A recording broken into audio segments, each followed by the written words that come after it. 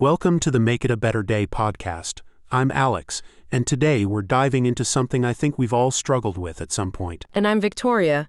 You know, when I saw today's article title, The Courage to Begin, Moving Past Planning Paralysis, I actually laughed out loud because it felt like someone had been spying on my life. I'm that person with beautiful planners, detailed spreadsheets, and exactly 0 completed projects to show for it sometimes. Oh man, I feel so seen right now.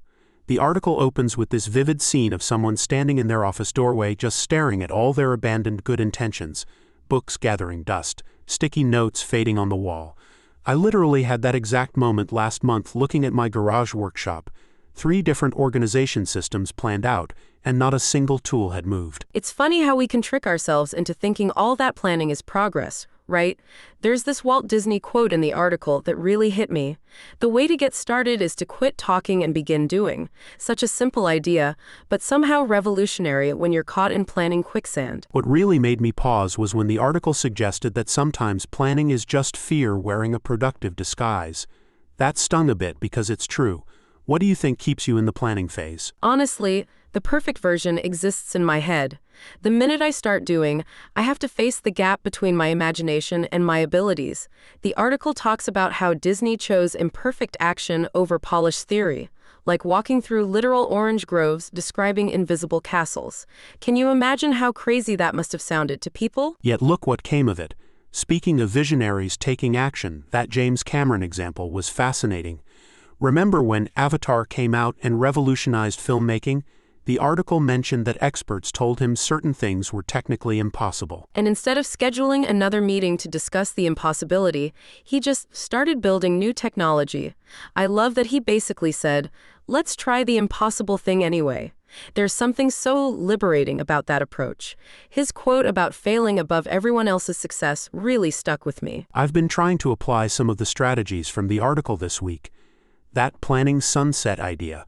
Setting an actual deadline when planning has to stop and doing must begin, I put it on my calendar with a big red marker. How's that working out so far? Well, I had a minor panic attack when the alarm went off, but I did start. I used that other tip about making your first step laughably small.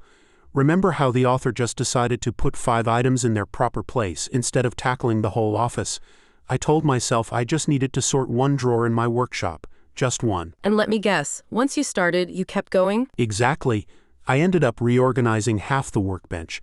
There's something about crossing that threshold from thinking to doing that changes everything. The momentum feels completely different. I need to try that progress witnesses strategy they mentioned. Having someone who'll actually check what you've accomplished, not just listen to your elaborate plans. My partner has heard my brilliant photo organization system explained at least 6 times, but hasn't seen a single album actually get organized. That reminds me, didn't you mention last week that you were planning to tackle that? How's it going? Laughs, thanks for the public accountability. I haven't started yet. But you know what? I'm going to sort just 1 folder of photos tonight.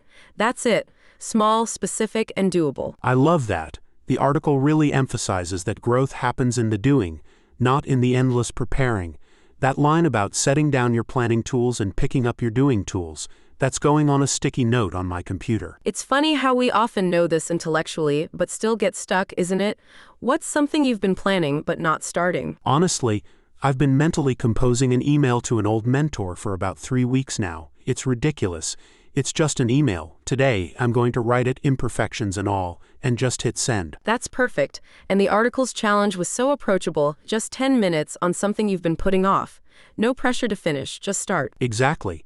And that's what Make It a Better Day is all about. Those small, manageable changes that compound over time. Today, it's sorting 1 photo folder or sending 1 email. Tomorrow, those small actions have transformed into completed projects and renewed connections. Well, this has been such a great discussion. Before we wrap up, we want to remind our listeners that you can find this full article, along with videos and more podcast episodes, at Make It a Better Day. And if you're looking for a daily reminder to choose action over perfection, check out our Redbubble store for some beautifully imperfect inspiration. Thanks for joining us today. Remember, the distance between where you are and where you want to be isn't crossed with more planning. It's crossed with that first imperfect step. Until next time, we hope you find the courage to begin something meaningful today.